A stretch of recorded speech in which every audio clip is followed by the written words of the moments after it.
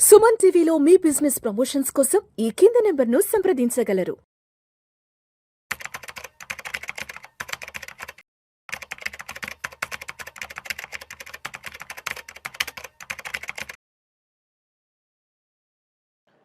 ప్రేక్షకులకి మీ రామచంద్రమూర్తి నమస్కారాలు. ఈ వీడియోలో మ్యూచువల్ ఫండ్స్ మార్కెట్స్ ఒక పక్క బాగా డౌన్ అవుతున్న మ్యూచువల్ ఫండ్స్కి అయితే ఇన్వెస్టర్స్ భారీగా పెట్టుబడులు పెడుతున్నారు అనేది మనకి ఇక్కడ డేటా చెప్తున్నారు. డెట్ ఫండ్స్కి అయితే డిమాండ్ బాగా పెరిగింది, ఈక్విటీ స్కీమ్స్కి అయితే డిమాండ్ తగ్గింది.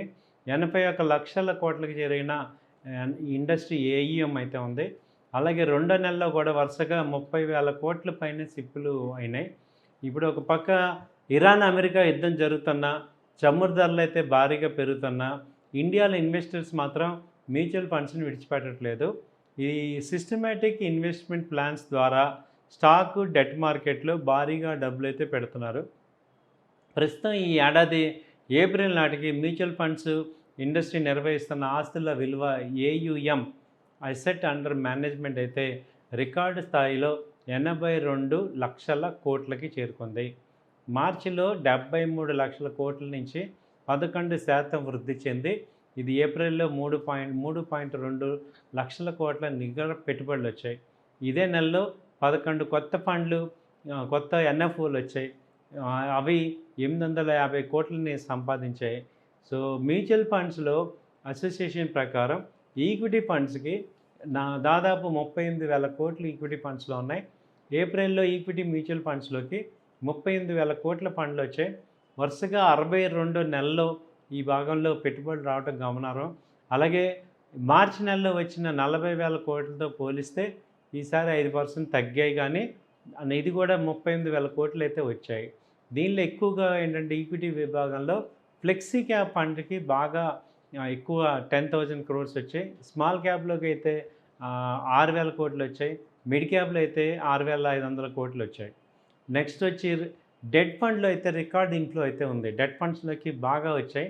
కిందటి నెలతో డెట్ ఫండ్స్లు చూసుకుంటే 2.47 లక్షల కోట్లు వచ్చాయి.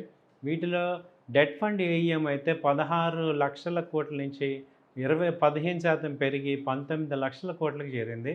సో లిక్విడ్ ఫండ్స్లో అయితే 1.2 లక్షల కోట్లు, ఓవర్నైట్ ఫండ్లు అయితే 31,000 కోట్లు, మనీ మార్కెట్ ఫండ్లు అయితే 20,000 కోట్లు జాయిన్ అయ్యాయి.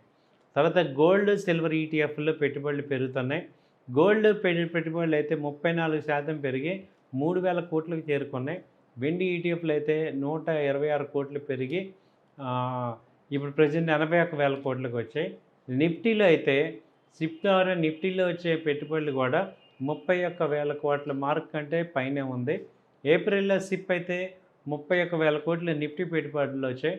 మార్చిలో అయితే 32,000 కోట్లు పెరిగింది. మొత్తం అయితే ఈ మ్యూచువల్ ఫండ్లో ఆస్తుల్లో సిప్ విలువ 20% ఉంది. 16 లక్షల కోట్లు ఈ సిప్ ద్వారా ఉంది. కాబట్టి మార్కెట్ని వాళ్ళ మ్యూచువల్ ఫండ్స్ అయితే ఎఫ్ఐఎస్ కంటిన్యూగా సెల్లింగ్ చేస్తున్న మ్యూచువల్ ఫండ్స్, ఎస్ఐపిస్ ద్వారా భారతదేశంలోని రీటైల్ క్లయింట్స్ స్టాక్ మార్కెట్ను ఆదుకుంటున్నాయి, మ్యూచువల్ ఫండ్స్లో పెడుతున్నాయి అనేది నిస్సందేహంగా తెలుస్తుంది. సో ఇక్కడ ఏంటంటే ఈ యొక్క మ్యూచువల్ ఫండ్స్ని అందరికీ కూడా ఇవాళ అర్థమైంది. మ్యూచువల్ ఫండ్స్లో మంచి బెనిఫిట్స్ ఉన్నాయి, మ్యూచువల్ ఫండ్స్లో మనకి లాంగ్ టర్మ్లో మంచి క్యాపిటల్ వెల్త్ క్రియేట్ అవుతుంది అనేది అందరికీ అర్థమైంది.